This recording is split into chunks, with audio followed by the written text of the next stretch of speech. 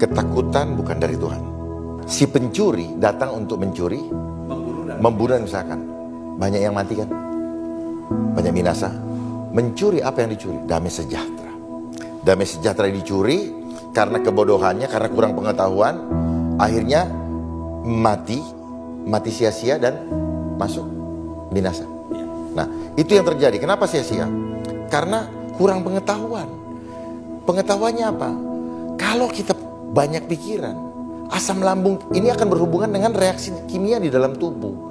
Kalau kita banyak pikiran, kita penuh dengan ketakutan, di tubuh manusia akan bergolak reaksi kimia beracun. Ya, dan selnya juga nggak akan. Ya, yang saya sebut dengan hormon kortisol. Dia akan memicu asam lambung naik. Nah, asam lambung yang naik akan menutupi pernafasan kita dan slim itu akan menjadi lengket seperti lem. Nah, ketika pori-pori sel itu tertutup, kan sel ini kan punya pernafasan juga, Pak, punya pembuangan, ya, sel, dia hidup. Kalau dia shutdown, terus kemudian kepanikan dan ketakutan itu semakin menggila, dan akhirnya si asam lambung tidak bisa menembus ini, dia akan mendesak ke jantung. Makanya rata-rata kena jantung dan kena ini napasan. Nah, seperti itu. Semua karena pikiran.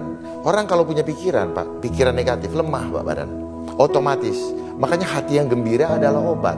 Obat yang manjur. Manjur. Nah, kenapa manjur? Karena ketika hati yang gembira, karena penuh dengan damai sejahtera, penuh dengan shalom, maka hormon di dalam tubuh kita akan menghasilkan hormon positif, yaitu hormon endorfin, hormon yang memudahkan kita senyum, hormon dopamin, oksitosin, serotonin itu hormon yang bahagia, dan interferon. Interferon itu kalau orang ada kanker, lewat habis semua.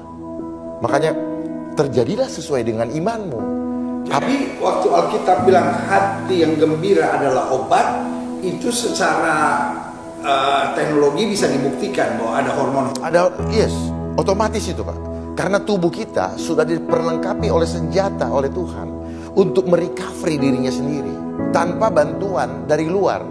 Tuhan udah nyiapkan dari alam.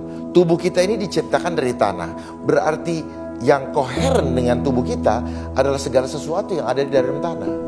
Gak mungkin dari kimia yang datang. Nah, sekarang kalau bicara tentang fear tadi atau ketakutan tadi, adakah hubungannya dengan peristiwa yang terjadi hari-hari?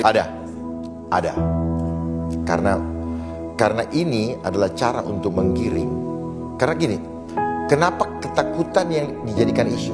Kalau cuman bilang tidak ada uang atau negara kolaps, nggak punya bangkrut dan sebagainya, nggak menakutkan orang.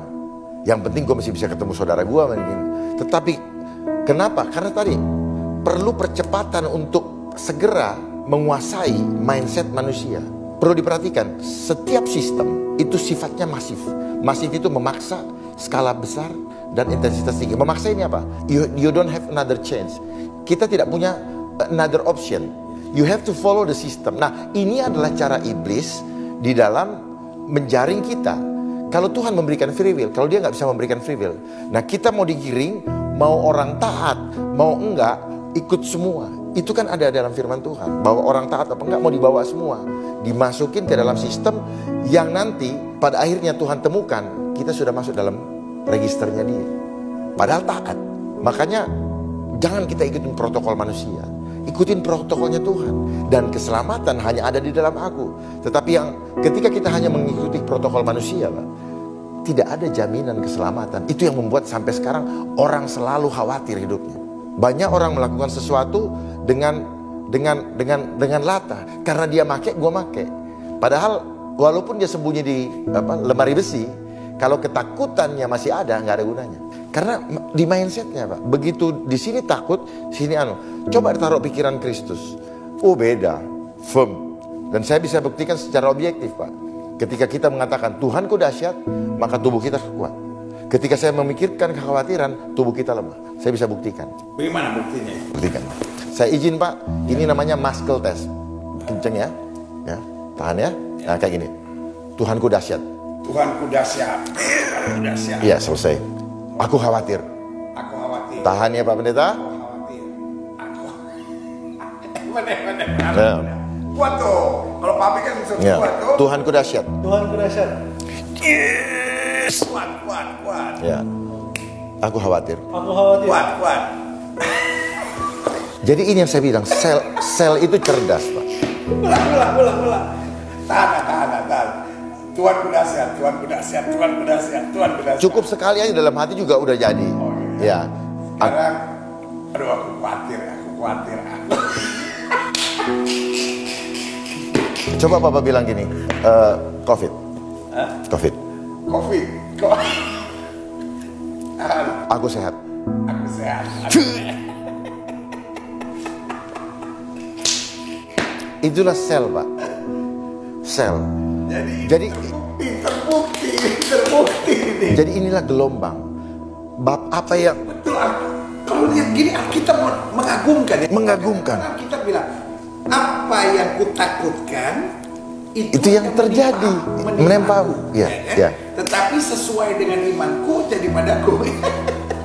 gitu. Ada pertanyaan nggak Pak? Itu seru tuh tadi yang selalu begini. Jadi gini, Pak, ya, Bevan. Nah, Kalau Papa kan lebih Alkitabiah kan, Papa kan S1 teologi. Kalau saya cuma mau straight to the point, Bang. COVID-19 tuh ada nggak sih, Bang, sebenarnya? sebagai anak Tuhan, saya percaya penyertaan Tuhan sempurna. Ini hanya seperti iklan, ya. Bagi saya, ini pendapat pribadi. Karena nanti ada yang tidak suka, tapi pendapat pribadi saya. Kenapa saya imani dalam nama Tuhan Yesus bahwa ini adalah permainan pikiran, fear engineering. Ketika kita ditakut-takutin dan kita takut, kita kena. Gitu. Sebenarnya apa? Apa saja kalau dipropagandakan, kayak misalnya jualan, misalnya Evans gitu. Wah, terus semua media mendukung, semua di sini mendukung, semua gitu. Jadi barang itu.